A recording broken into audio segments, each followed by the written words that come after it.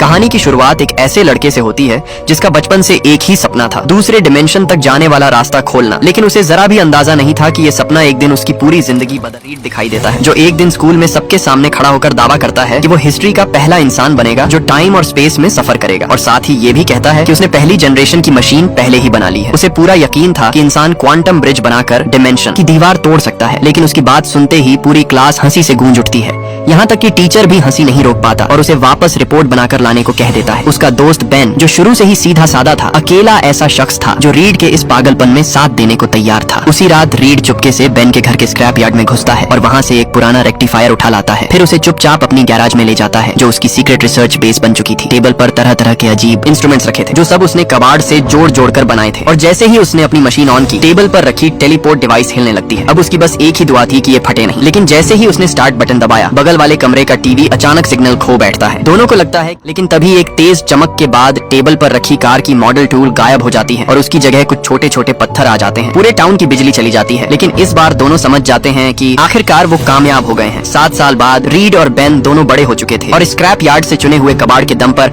उन्होंने second generation की teleport device बना ली थी। इस दिन दोनों अपनी इन्वेंशन लेकर स्कूल के साइंस फेयर में पहुंचते हैं। हॉल लोगों से भरा हुआ था और उनका प्रोजेक्ट दिखते ही सबकी नजरें उस पर टिक जाती हैं। रीड प्रोफेसर्स को बताता है कि ये एक जगह से दूसरी जगह भेजने की फ्रीक्वेंसी एडजस्ट करता है और तुरंत बगल में खड़े एक बच्चे से प्लेन का मॉडल उधार लेकर वहीं डेमो करता है। जैसे ही बेन बटन दबाता है, पोर्टल में रखा प्लेन मॉडल गायब हो जाता है और 7 साल पहले वाली पहली जनरेशन से फर्क ये था कि अब ये डिवाइस चीजों को वापस भी भेज सकती थी। लेकिन किसी को अंदाजा नहीं था कि प्लेन तो सही सलामत वापस से पैदा हुई इतनी बड़ी एनर्जी से फेयर के मैनेजर का बास्केटबॉल हूप वहीं फट जाएगा। रीड मिट्टी से सना हुआ प्लेन मॉडल उठाकर शर्मिंदगी से प्रोफेसर्स को समझाने लगता है कि शायद वो चाइना के गंसू प्रांत का चक्कर लगा आया। जो टीचर कभी रीड का मजाक उड़ाता था, वो उसकी इन्वेंशन देखकर भी नाक भाव से कोड़े हुए था और बिना कुछ पूछे सबके सामने ही रीड का बाकी डेमोन्स्ट्रेशन कैंसिल कर देता है। साथ ही बास्केटबॉल बोर्ड का नुकसान भी भरवाने को कह देता है। दोनों जब निराश होकर जाने की तैयारी में थे, तभी बैक्स्टर इंस्टीट्यूट का डीन फ्रैंक वहाँ आता है और हैरानी से पूछता है कि क्या ये डिवाइस सच में गैराज में बनी है। असल में फ्रैंक की टीम भी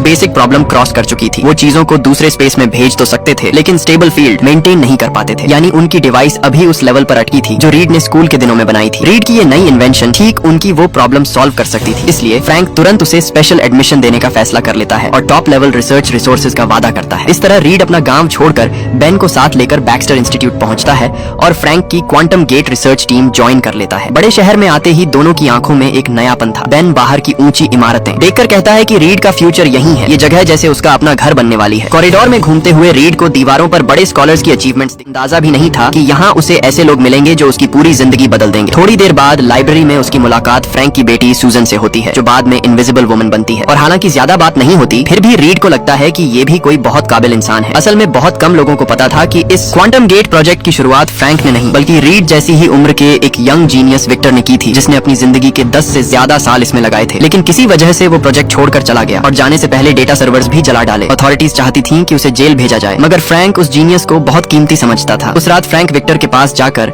उसे वापस आने को कहता है। ये भी बताता है कि जब विक्टर दूर था, तब रीड ने वो काम पूरा कर लिया जो विक्टर अधूरा छोड़ गया था। लेकिन विक्टर बेइज्जती से मुंह बनाकर मना कर देता है। कुछ दिन बाद रीड ऑफिशियली लैब ज्वाइन करता है। सूजन उसके डिजाइन ड्राइंग्स देखकर हैरान रह जाती है और तभी अचानक विक्टर वापस लैब में लौट आता है। रीड बिना कुछ सोचे उसे अपनी ड्राइंग्स दिखा देता है, लेकिन विक्टर डिजाइन्स पर नजर डालते ही मजाक उड़ाते हुए कहता है कि ये किसी बच्चे की डूडल लगती है और रीड के हेलो करने पर भी उसे नजरअंदाज कर देता है। असल में क्वांटम गेट प्रोजेक्ट का मकसद था एक नया एनर्जी सिस्टम डेवलप करना ताकि अर्थ के रिसोर्सेज की ओवर एक्सप्लॉयटेशन कम हो सके, और इसी कॉमन ड्रीम की वजह से आखिरकार विक्टर रीड के लिए अपनी नाराजगी छोड़ देता है। अब उन्हें डिजाइन की कमियां ढूंढनी थी, फिर ऑर्गेनिक चीजों को टेलीपोर्ट करके गलतियां सुधारनी थी, लेकिन सबसे जरूरी बात थी उन्हें वापस लाना। इसी दौरान फ्रैंक का बेटा जॉन अपने दोस्तों के साथ कार रेस करने जाता है। शुरू होते ही वो 100 मीटर पीछे छूट जाता है और जब बड़ी मुश्किल से पकड़कर इतराने लगता है तो एक ऐसी घटना होती है जिसकी किसी को उम्मीद नहीं थी। फ्रैंक उसे हॉस्पिटल से ले आता है। चेहरे पर निराशा साफ थी, क्योंकि जॉन सूजन जितना ही स्मार्ट था, फिर भी दिन भर मौज मस्ती के अलावा उसे किसी सीरियस चीज की परवाह नहीं थी। फ्रैंक साफ कह देता है कि कार वापस चाहिए तो स्कूल के लैब में आकर हेल्प करनी होगी, और उसे अपनी मेहनत से ठीक करना होगा। उस रात जॉन लैब पहुंचता है। अभी वो विक्टर से पुरानी बातें भी नहीं कर पाया था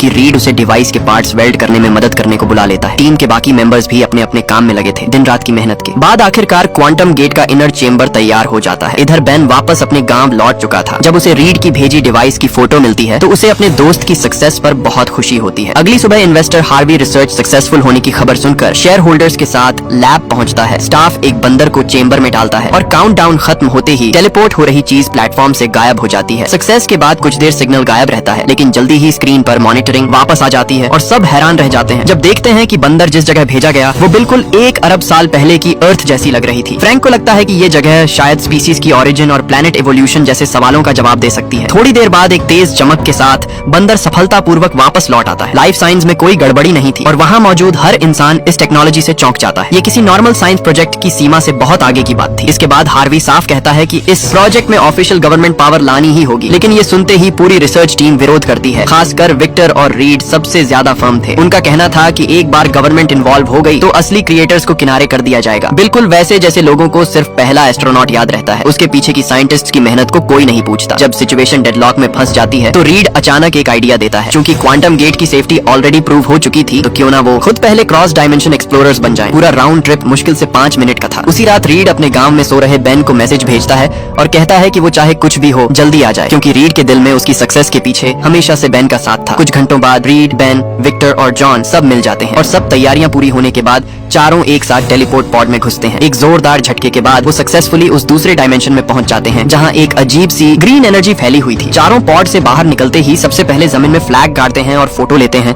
उन्हें हैरानी से पता चलता है कि ये एनर्जी मानो अपना खुद का कॉन्शियसनेस रखती है, यहाँ तक कि बाहरी एनवायरनमेंट के हिसाब से रिएक्ट भी करती थी। ये एनर्जी असल में क्या है ये समझने के लिए वो क्लिफ से नीचे उतरने का फैसला करते हैं। हैरानी की बात ये थी कि ये ग्रीन सब्सटेंस फिजिकल टच पर भी रिएक्ट करती थी, जैसे कोई नर्व इंपल्स हो। क्यूरियोसिटी में विक्टर अपना हाथ उसमें डाल देता है। अगले ही पल सब लोग डर कर भागने लगते हैं। बड़ी मुश्किल से रोप पकड़कर ऊपर चढ़ते हैं तो पीछे से आई एनर्जी उन्हें फिर से हिट करती है। विक्टर बच नहीं पाता, वो रोप से हवा में लटका रह जाता है। बाकी लोग उसे ऊपर खींचने की पूरी कोशिश करते हैं, लेकिन इस एनर्जी के सामने इंसानी ताकत बहुत छोटी साबित होती है और आखिर में उन्हें बेबसी से देखना पड़ता है कि विक्टर नीचे गिर जाता है। अब वापस लौटने का कोई रास्ता नहीं बचा था। तीनों बेबस होकर पॉड में घुसते हैं, लेकिन ठीक इसी वक्त रिटर्न सिस्टम काम करना बंद कर देता है। कंट्रोल रूम में बैठी सूजन ये सब देखकर तुरंत तेजी से कंप्यूटर पर काम करने लगती है। कई बार ट्राई करने पर भी कामयाब नहीं होती और मुश्किल तब बढ़ जाती है जब उस डायमेंशन में अचानक तेज आंधी आ जाती है। आखिरी पल में सूजन आखिरकार रिटर्न सिस्टम स्टार्ट करने में कामयाब हो जाती है और तीनों की चीखों के बीच पॉड किसी तरह अर्थ के लैब में सही सलामत वापस आ जाता है। टक्कर की जबरदस्त एनर्जी से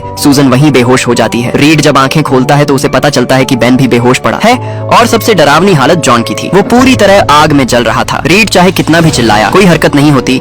वो अपने जख्मी शरीर को घसीटते हुए बेन की तरफ बढ़ता है, लेकिन सामने का नजारा देखकर उसकी आवाज ही निकलना बंद हो जाती है और वो वहीं डर के मारे बेहोश हो जाता है। जब उसे फिर से होश आता है तो उसे पता चलता है कि उसका पूरा शरीर अब 10 मीटर लंबा हो चुका था। लेकिन ऐसी हालत में भी रीड अपने दोस्तों को नहीं भूलता। उस वक्त उसे अंदाजा भी नहीं था कि सूजन समेत जॉन और बाकी सब भी बिल्कुल अलग तरह की सुपर पावर्स पा चुके हैं। बेहोश पड़ी सूजन की लाइफ साइंस तो नॉर्मल थी, लेकिन वो बेकाबू तरीके से कभी दिखती कभी गायब हो जाती थी। जॉन के शरीर में आग अभी भी जल रही थी और फ्रैंक अपने बेटे को तड़पता देखकर छुपाया नहीं जा सकने वाला दुख लिए खड़ा था। अभी सब समझ भी नहीं पाए थे कि हुआ क्या है कि एक जबरदस्त एनर्जी उनकी तरफ बढ़ने लगती है। जॉन का शरीर हजारों डिग्री की गर्म आग की लपटें छोड़ने लगता है और उसे उड़ने की भी ताकत मिल जाती है। तभी रीड को बेन की मदद की आवाज सुनाई देती है। उस वक्त उसे बस जल्दी से जल्दी अपने दोस्त को बचाना था। हैरानी की बात यह थी कि उसने बस अपनी बांह हल्के से समेटी और उसका 10 मीटर लंबा शरीर तुरंत नॉर्मल हो जाता है। खुद को बांधे स्ट्रैप्स खोलकर वो बेन की आवाज की तरफ भागता है। दूसरों की नजर में आने से बचने के लिए एक तंग वेंटिलेशन शाफ्ट में घुसता है और आखिरकार एक टूटी फूटी जगह में उसे बेन मिलता है जो अब पत्थर का इंसान बन चुका था। मेरे खुदा रीड, मेरे साथ ये क्या हो गया? तभी चारों तरफ अलार्म बजने लगता है। घबराहट में रीड अपने साथ लड़ने वाले दोस्तों को छोड़कर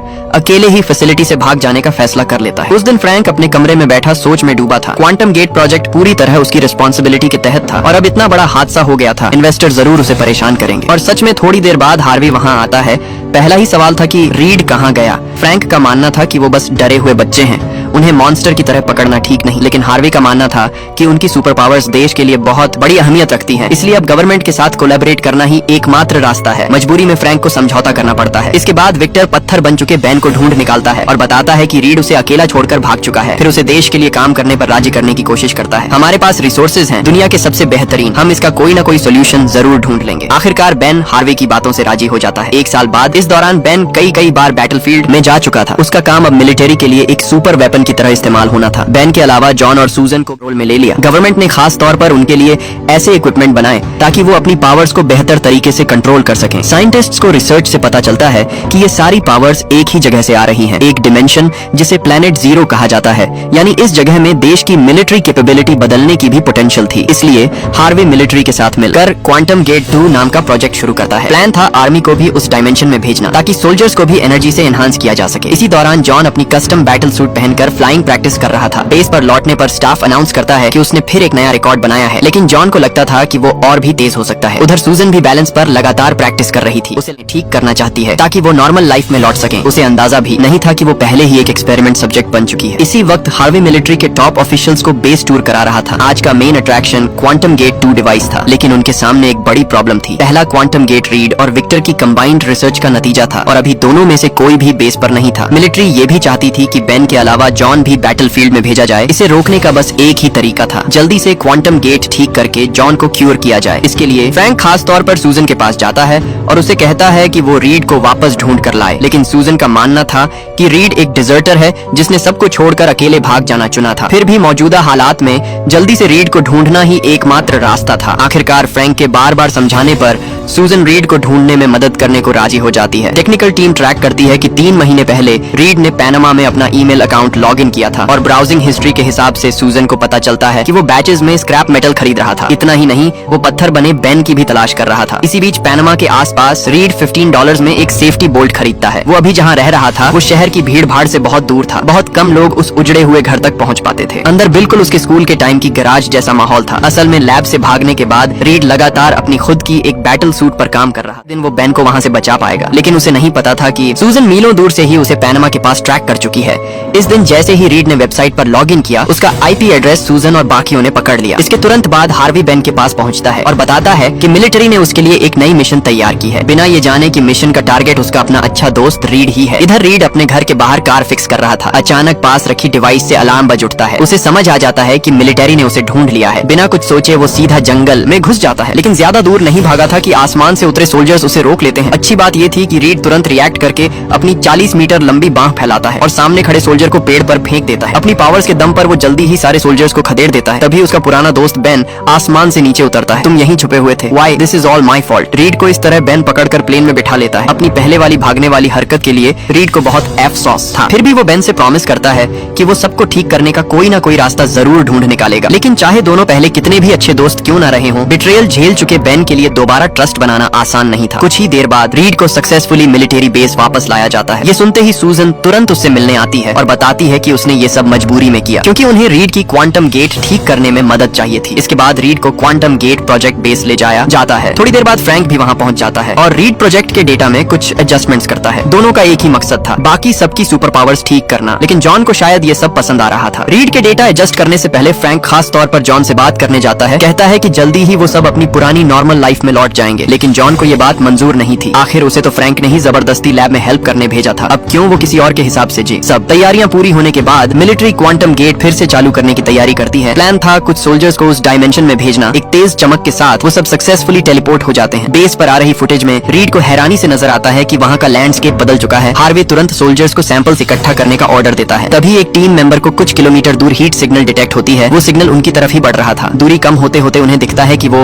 शेप इंसान जैसी है और उसके आसपास कुछ एलियन एलिमेंट्स भी हैं। सबके हैरान चेहरों के बीच एक जानी पहचानी शैडो धीरे धीरे उनकी तरफ बढ़ती है। देखने से लग रहा था कि वो घायल है। हार्वे तुरंत उस शख्स को अर्थ वापस लाने का ऑर्डर देता है। जैसे ही स्ट्रेचर टेलीपोर्ट गेट से बाहर निकलता है, सबकी आंखों को यकीन ही नहीं होता। किसे पता था कि जो विक्टर साल भर पहले उस ग्रीन एनर्जी में गिर गया था वो सही सलामत वापस आ जाएगा। इस वक्त विक्टर बिल्कुल पहचान में नहीं आ रहा था। उसका पूरा शरीर मानो किसी आर्मर सूट से जुड़ गया था। त्वचा भी डार्क ग्रे मेटालिक टेक्सचर में बदल चुकी थी। हार्वे क्यूरियोसिटी में पूछता है कि वो कैसे बच पाया, लेकिन उसका जवाब सुनकर हार्वे को तुरंत अपने सवाल पर पछतावा होने लगता है। That place kept me alive. Power the kind man like you must never possess. इतना बोलते ही हार्वे वहीं अब वो जीनियस नहीं रहा जो कभी खुद को साबित करना चाहता था। अपनी रिसर्च किसी और के कब्जे में देखकर वो अब सिर्फ रिवेंज चाहने वाला डॉक्टर डूम बन चुका था। पूरे बेस में तुरंत रेड अलार्म बज उठता है। सूजन और बाकियों को भी बिल्कुल अंदाजा नहीं था कि जो विक्टर कभी उनके साथ कंधे से कंधा मिलाकर लड़ता था वो अब लैब में खुला कत्लेआम कर रहा है। आवाज सुनकर जब रीड और बाकी लोग वहां पहुंचते हैं तो जमीन पर दर्जनों लाशें पड़ी थी। इस अफरा तफरी में जॉन अचानक हमला करते करते बचता है। वो लगभग अचानक आई सूजन को ही चोट पहुंचा देता। अब उन्हें सबसे ज्यादा फिक्र फ्रैंक की थी। अच्छी बात ये थी कि विक्टर को अब भी पुरानी यादें याद थी, इसलिए उसने रोकने आए फ्रैंक पर हाथ नहीं उठाया। बस इतना कहा कि वो अपने असली घर